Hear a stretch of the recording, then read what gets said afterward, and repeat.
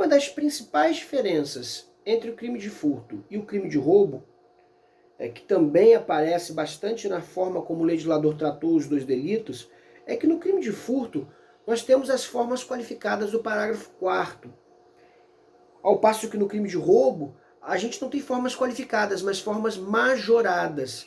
E aí eu queria voltar a tratar com vocês essa divergência fundamental.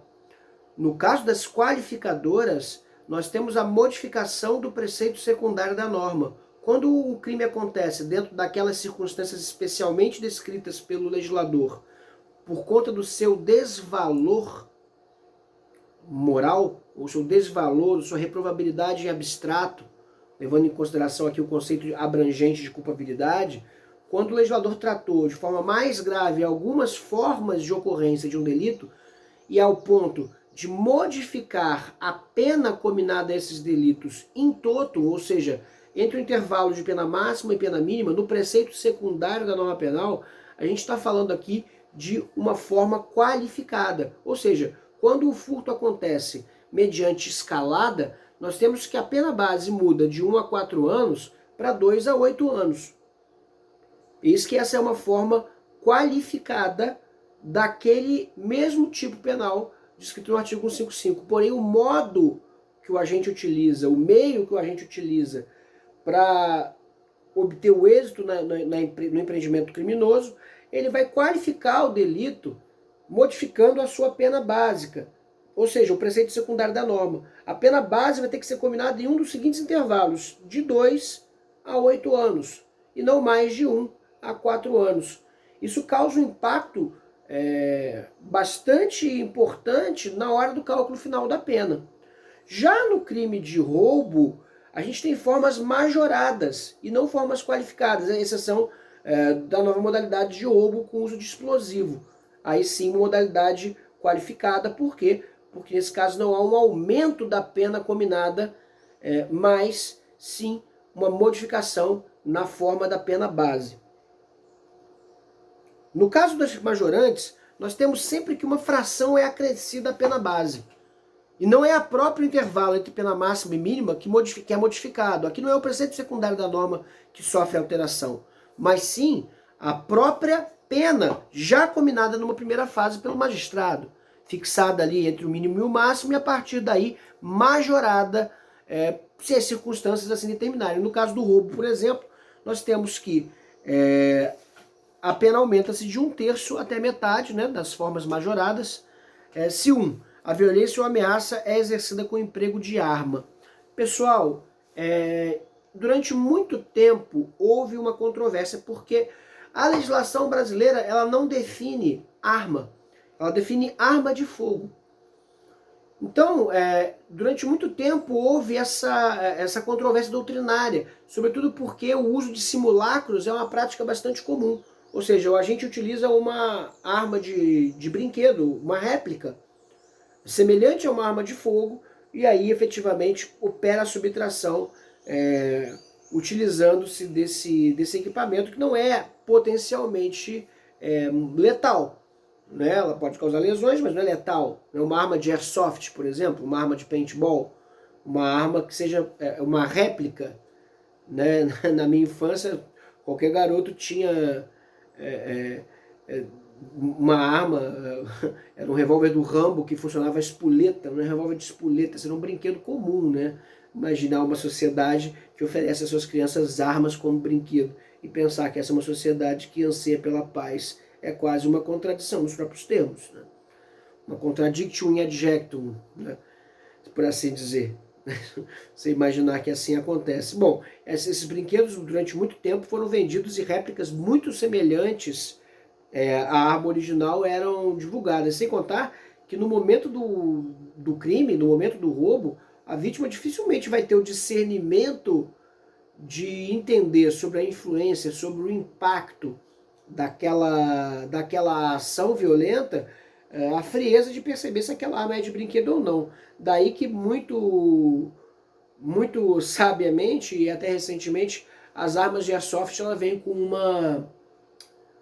um marcador alaranjado na ponta para identificá-la como um brinquedo, né, como uma espécie de esporte, né, e não como uma arma verdadeira. Porém, esse marcador pode ser removido sem nenhuma dificuldade, né? Daí que a medida me parece inócua. O caso é que a jurisprudência já revogou a súmula do STJ, já foi revogada a súmula, já foi fixado o entendimento jurisprudencial, na medida em que o simulacro ele não é mais hábil a qualificar o crime de roubo. Por quê?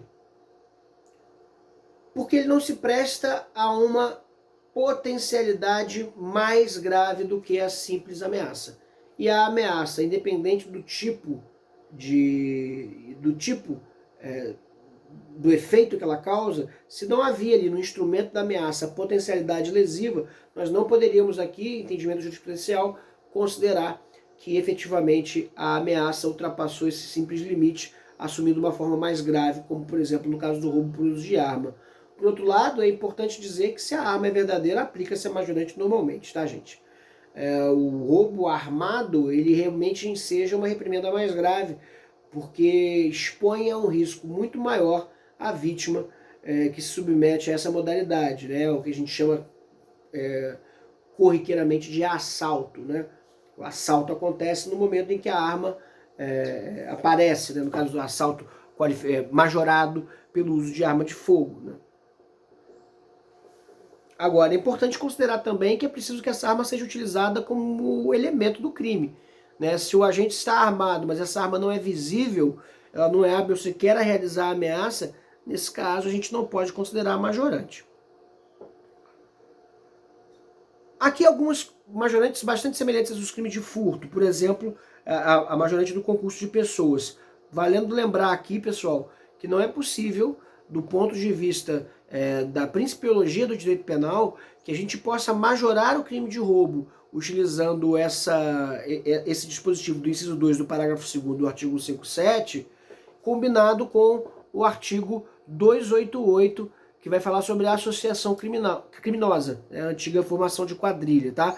Se 3 pessoas concorrem para a prática de um roubo, eu não posso imputar-lhes tanto a majorante do inciso 2, quanto o crime autônomo do artigo 288. Seria o que a gente chama de bis in idem. Se a vítima está a serviço de transporte de valores, o agente conhece tal circunstância. Outra majorante, famoso caso do roubo de carro forte, né? Transporte de valores. 4. Se a subtração for de veículo automotor que venha a ser transportado para outro estado ou para o exterior.